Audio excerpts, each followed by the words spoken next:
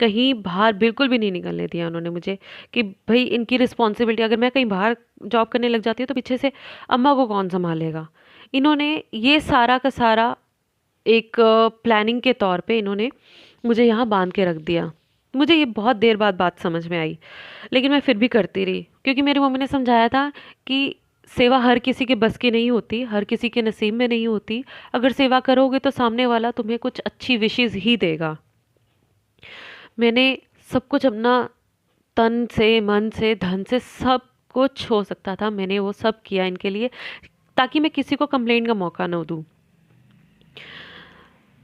इन्होंने जब ये स्टोर रूम की सफाई कर रही थी, इन्होंने जाने से पहले, हफ्ता रुकी हैं ये, जिस दिन गई हैं इनकी रात की ट्रेन थी, जाने से पहले इन्होंने आस पड़ोस के एक एक घर में जा जा के इन्होंने मेरी बेइज्जतियाँ करी हैं। ये कहने लगे कि देखो जी, ये तो मुझे नौकरानियों की तरह यहाँ बुला के यहाँ बुला लेते हैं और मेरे से घर की सफाइयाँ करवाते हैं। ये तो मेरी जो बड़ी बहू है बिल्कुल भी सफाई में नहीं रहती, और मेरी छोटी बहू को देखो कितनी सफाई में रहती है। इस वो तो मतलब अगर मैं वो मेरे को कोई भी काम नहीं करने देती है। मैं अगर खड़ी हो जाऊँ तो वो मुझे ही कहती है, मम्मी जी बैठ जाओ, मैं हूँ ना, मैं आपके लिए काम करती हूँ। ठीक है जी। लेकिन अगर आप घर की बात बाहर निकाल रहे हो बड़े होके, तो आप क्या एक्सपेक्ट करते हो कि आपकी बहू चुप रहेगी? मैंने बहुत सारी ये चीज़ें अवॉइड करी हैं, लेकिन जब एक लेवल होता है ना कि आपका घड़ा भर जाता है सुन सुन के, तो आपका ब्लास्ट होता है एकदम से। आप जब सामने वाले से बात करोगे या किसी से भी बात करोगे ना, आराम से बात नहीं होती है तब। तब एकदम शाउट होके ही बात होती है, क्योंकि आप बहुत सारी चीज़ें आपके अंदर समाई जा चुकी होती हैं। आप वो चीज़ एक्सप्रेस करना, वो एकदम ऐसा होता है जैसे वोल्केनो फट गया। तो अब रिसेंटली जब 2020 का टाइम था, फरवरी 2020 में मेरी मासी सास के बेटे की शादी थी। तो मेरी सास आई घर पे। तो इनकी तबीयत ख़राब थी, सहारनपुर में शादी थी।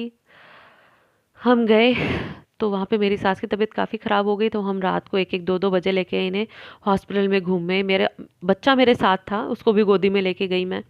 हर जगह घुमाया, क्योंकि मैं किसी को अपने बच्चा अपने किसी के पास छोड़ती नहीं हूँ, और वो जाती भी नहीं है, क्योंकि उससे शुरू से ही मेरे पास रही है। किसी कोई जॉइंट फैमिली में होते हुए भी वो किसी के पास नहीं जाती थी।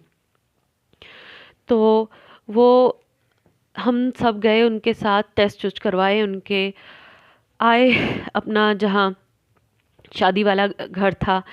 तो she didn't even praise me कि हाँ मेरी बहू जो है वो बच्चे को ले लेके मेरे साथ चल रही है ना। मेरा बेटा करवा रहा है जो भी करवा रहा है, मेरा बेटा जा रहा है मेरे साथ जहाँ भी जा रहा है। मैंने इस चीज़ पे तब भी पहुँचा पाया। तो जब जिसकी शादी थी ना, उसके लिए इनका ये था कि भाई मुझे कुछ गोल्ड का देना है। तो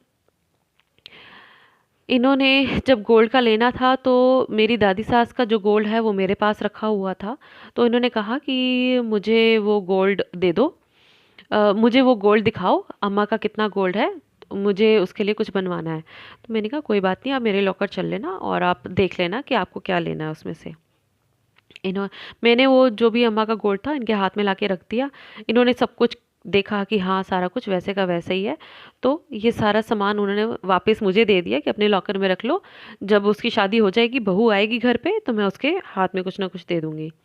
तो हमने कहा ओके कोई बात नहीं।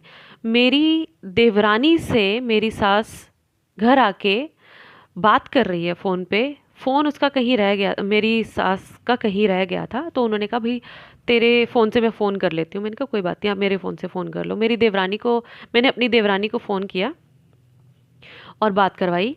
और इन्हें ये नहीं पता था कि मेरी फ़ोन में जो है वो रिकॉर्डिंग है, ऑटोमेटिक रिकॉर्डिंग होती है। तो मेरी जो सास है वो बातें कर रही है, चुगलियाँ मार रही है मेरी, कि देख कितना सारा सोना दबा के बैठी है ये, इसने सारे के सारे सोने पे कब्जा कर लिया अम्मा जी के, ये सारा सोना खुद ही ले जाएगी।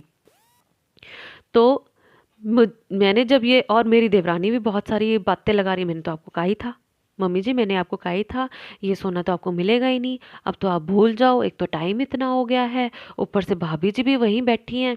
तो ये रिकॉर्डिंग मैंने सुनी। जैसे ही मैंने ये रिकॉर्डिंग सुनी, मैंने ये रिकॉर्डिंग अपने हस्बैंड को सुनाई कि देखो ये चीज़ है। तो उन्हें भी विश्वास नहीं हुआ कि भाई जो उनकी बहन की जो भाई की जो वाइफ है, मीन्स देवरानी है, वो ऐसी बातें कर रही है। चलो सास का तो पता था कि भाई हाँ वो नहीं लाइक करती है कहीं ना कहीं मुझे, क्योंकि बहुत सारे इश्यूज हो गए थे कि मुझे खाना बनाना नहीं आता, मैंने मिलनियाँ नहीं करवाई थी इनके मनपसंद की या जो भी है। तो इन्हें, मेरे हस्बैंड को ये तो पता था कि भाई लाइक नहीं करती है उनकी मम्मी मेरे को, लेकिन ये नहीं पता था कि भाई जो देवरानी है वो भी मतलब सास के साथ मिली, मम्मी के साथ मिली हुई है और ये सब कुछ उनके साथ ही हो रहा है। तो मेरे हस्बैंड ने क्या किया, ये सारी की सारी रिकॉर्डिंग जो है वो मेरे ससुर जी को भेज दी। ससुर जी ने मुझे नहीं पता, बट वो कहते तो यही हैं कि जैसे ही आपने रिकॉर्डिंग मुझे फॉरवर्ड करी थी, तो मैंने साथ के साथ ये रिकॉर्डिंग उनको फॉरवर्ड कर दी थी, मीन्स सास को फॉरवर्ड कर दी थी। तो एक शादी में गए थे हम, वहाँ पे जाके मेरी सास की भी तबीयत एज़ यूजुअली बहुत ज़्यादा ख़राब हो जाती है। तो मैंने उन्हें, रिकॉर्डिंग मैंने सुन ली हुई है और नेक्स्ट डे हम शादी में गए हैं, फिर भी मैं गुस्सा अंदर दबा के बैठी हूँ और उन्हें अपने हाथ से खाना खिला रही हूँ अपनी सास को। पता है जिसका दिल साफ नहीं है भाई, वो बंदा तुम्हारे सामने तुम्हारे लिए इतना गंदा सोचता है तुम्हारे लिए, और तुम्हें दुख में देख के खुशी है, फिर भी तुम उसका अगर करना चाहो ना होता नहीं है। लेकिन दिखावे के लिए मैंने उस दिन उनके मुंह में उन्हें रोटी खिलाई, चावल खिलाए, सब कुछ किया। घर आके उनके चप्पल चप्पल उतारी, पैर दबाए कि चल यार जो भी है जैसा भी है कोई बात नहीं, करने दो इनको, जो कर रही है ये अपने कर्म खुद कर रही है, मैं अपने कर्म खुद कर रही हूँ।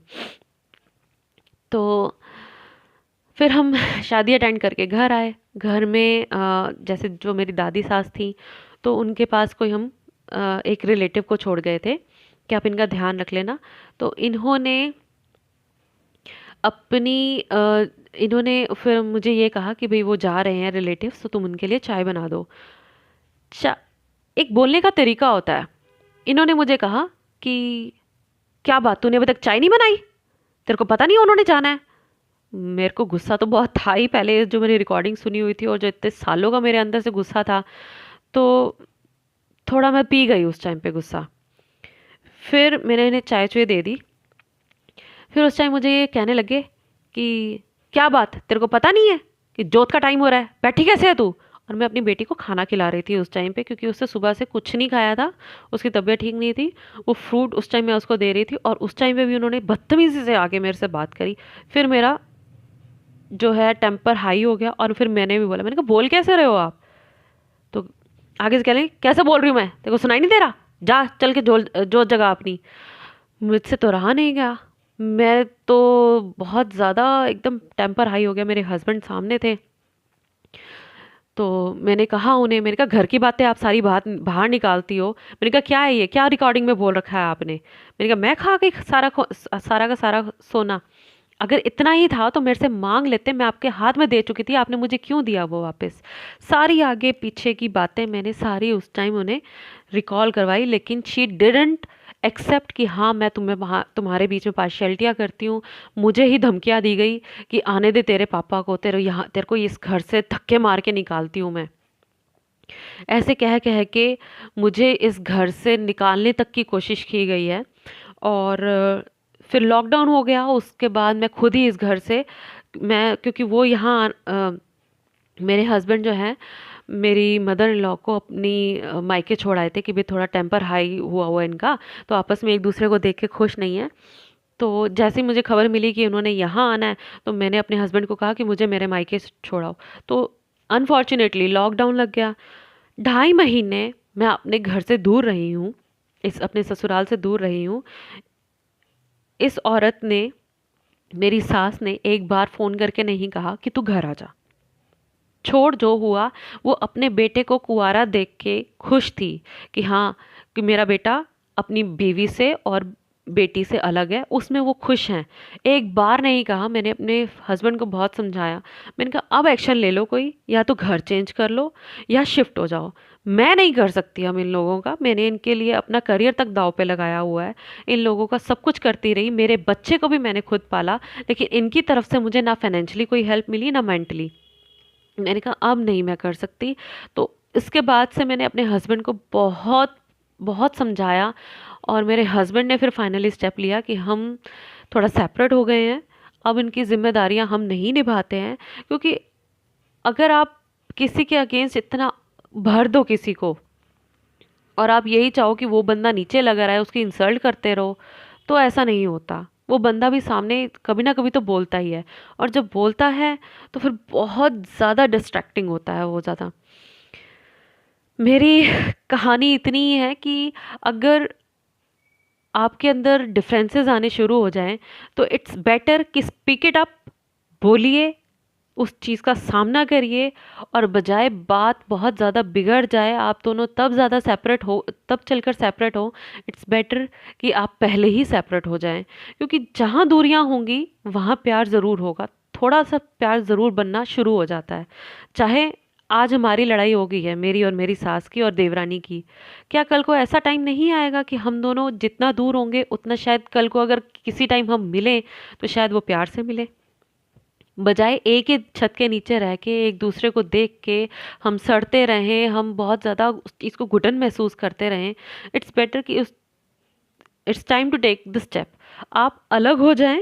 और थोड़ा, हाँ, अलग होने का ड्रॉबैक थोड़ा ये होता है कि आपको व्हेन यू नीड समवन, अगर आपको कोई चाहिए तो उस टाइम आपके साथ नहीं होता, लेकिन खुदा साथ होता है।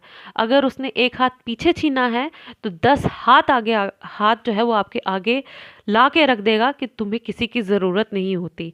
Don't depend on others. जैसे मैं बहुत ज़्यादा डिपेंड रही थी कि हाँ, मेरा बच्चा भी वो पालेंगे आके, मेरी सास की रिस्पॉन्सिबिलिटी बनती है, मेरी दादी सास को देखना उसकी रिस्पॉन्सिबिलिटी बनती है, लेकिन क्या मेरा बच्चा पला नहीं? क्या मेरी दादी सास जो है वो आज उसकी टेक केयर नहीं हो रही है? तो इसीलिए आप लोगों से मेरी यही, फ्रेंड्स, यही रिक्वेस्ट है कि आप ज़्यादा दबो मत। और जो भी है, आजकल की सारी लेडीज़ जो हैं वो पढ़ी लिखी हैं, कोई दबना नहीं चाहता है, ठीक है? आप लोग थोड़ी हिम्मत दिखाइए और थोड़ा सा स्टैंड लीजिए, जिससे आप भी खुश रह सकें, आपका एक ऑरा जो है वो पॉजिटिव बना रहेगा अगर आप खुश रहेंगे तो, और सामने वाले को भी आपसे बात करते हुए खुशी होगी।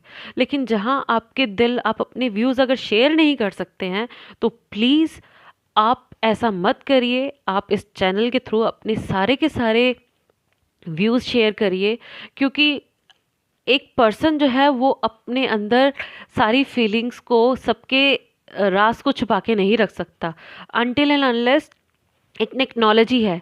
टेक्नोलॉजी में क्या है, एक बटन दबाओगे तभी वो चीज़ रिवील करेगा, बटन नहीं दबाओगे तो वो चीज़ रिवील नहीं करेगा। लेकिन इंसान ऐसा है कि वो सबके घर जा जा के मज़े लेता है और सबकी इधर की उधर लगाता है। सो प्लीज़ मेरी रिक्वेस्ट है कि आप इस चैनल पे आइए, सब अपनी रिक्वेस्ट, अपनी जो भी बातें हैं शेयर कीजिए इस चैनल के माध्यम से, और आप इस चैनल को लाइक करें, सब्सक्राइब करें और शेयर करना ना भूलें। ये थी मेरी कहानी, आइए सुनते हैं आपकी ज़ुबानी। Thank you.